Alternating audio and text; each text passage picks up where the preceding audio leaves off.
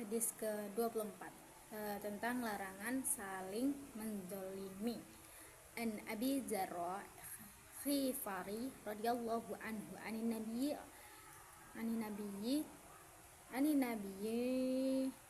nabiyyi sallallahu alaihi wasallam fima yarwihi an rabbah subhanahu wa ta'ala annahu qala ya ibadi inna haramtu zulma ala nafsi wa ja'altuhu bainakum muharraman fala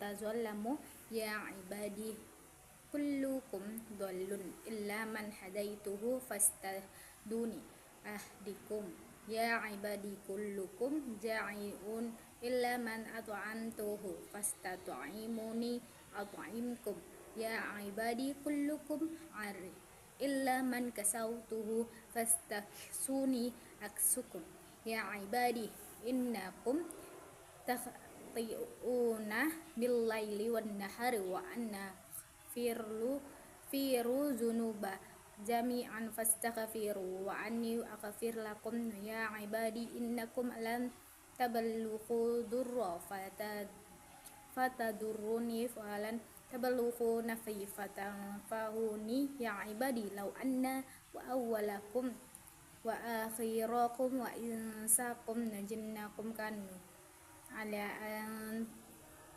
an qalbi rajulin wahidin minkum ma dara dzalika fi mulkin syai'an ya ibadi law anna awwalakum wa akhirakum wa insakum wa jinnakum kanu ala afjari qalbi rajulin wahidin minkum ma naqasa dzalika min mulkin syai'an ya ibadi an law anna awwalakum wa akhirakum wa insakum wa jinnakum qamu fi su'idi wahidin fasa'aluni fa'taitu kulla insani mas'alatahu ma naqasa dzalika mimma indi illa kama yanqusu mikhyatu idza adkhila bahra ya ibadi innama hiya a'malukum akhsiha lakum thumma faikum iyaha faman wajada khairan fal yahmadillah waman wajada a'ra dzalika fala yalwan manna illa nafsuhu rawahu Muslim. Dari Abu Dzar Al-Khifari radhiyallahu anhu dari Nabi sallallahu alaihi wasallam dalam hadis qudsi yang beliau sallallahu alaihi wasallam riwayatkan dari Rabbnya bahwasanya dia subhanahu wa ta'ala berfirman, wahai hamba-hambaku, sesungguhnya aku telah mengharamkan kezaliman atas diriku dan aku pun jadikan kezaliman itu di antara kalian sebagai sesuatu yang haram, maka janganlah kalian saling menzalimi. Wahai hamba-hambaku, kalian semua adalah sesat kecuali yang aku beri petunjuk, maka mintalah petunjuk kepadaku, niscaya aku akan menunjukimu. Wahai hamba-hambaku, kalian semua kelaparan kecuali aku beri makan, maka mintalah makanan kepadaku, pasti aku akan memberi kalian makanan. Wahai hamba-hambaku, sesungguhnya kalian semua telanjang kecuali yang aku beri pakaian, maka mintalah pakaian kepadaku, pasti aku akan memberi kalian pakaian. Wahai hamba-hambaku, sesungguhnya kalian selalu berbuat salah siang dan malam, dan aku senantiasa mengampuni semua perbuatan dosa, maka mintalah ampunan kepadaku. Wahai hamba-hambaku, sesungguhnya kalian tidak akan memudaratkanku dan tidak akan pula memberi manfaat kepadaku.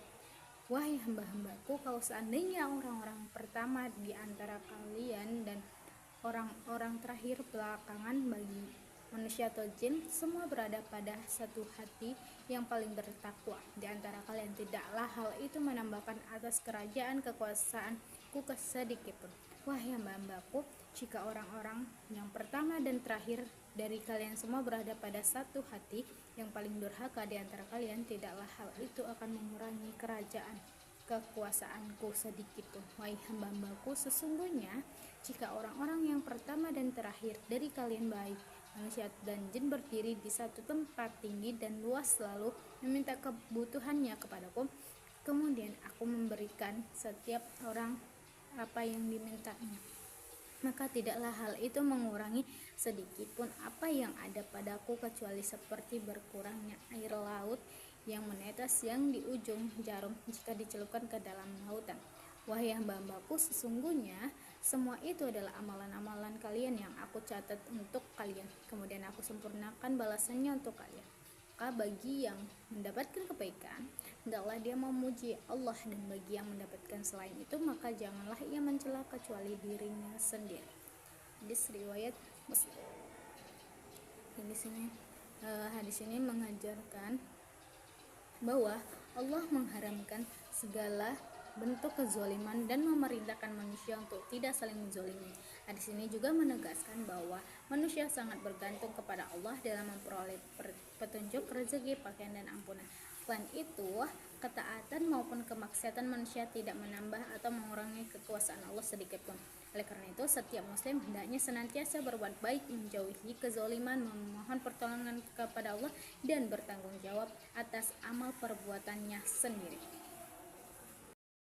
Hadis ke-33. Penuntut harus membawa bukti. Ani bin Abbas radhiyallahu anhu anna Rasulullah sallallahu alaihi wasallam qala law yu'tan nas bid'awahum la adda'a rijalun amwala qaumin wa dima'ahum walakin bayyanahu ala mudda'i wal yaminu ala man ankar. Hadits hasan rawal Baihaqi wa khairi ma hakadza ba'duhu fi sahihah. Dari Ibnu Abbas radhiyallahu anhu bahwa Rasulullah shallallahu alaihi wasallam bersabda, seandainya setiap orang diberikan atau dikabulkan sesuai dengan pengakuannya, tuntutannya, tentunya akan banyak orang yang menuntut harta dan darah suatu kaum. Akan tetapi bukti itu harus ditegakkan oleh orang yang menuntut, dan sumpah itu wajib diberikan oleh orang yang mengingkari tuduhan. Hadis hasan diriwayatkan oleh Baihaqi dan selainnya dengan lafaz seperti ini. Sebagian lafaz terdapat dalam Sahih Al-Bukhari dan Muslim. Hadis ini mengajarkan pentingnya keadilan dalam menyelesaikan perselisihan dan tuntunan. Seorang yang mengajukan tuntunan atau tuduhan wajib membawa bukti yang jelas, sedangkan pihak yang dituduh dan mengingkari tuduhan dapat menguatkan penolakannya dengan sumpah. Hadis ini menjadi dasar dalam hukum Islam untuk mencegah tuduhan dan klaim yang tidak berdasar, sehingga hak setiap orang tetap terjaga dan keadilan dapat ditegakkan. Hadis ke-34. Kewajiban mengingkari kemungkaran.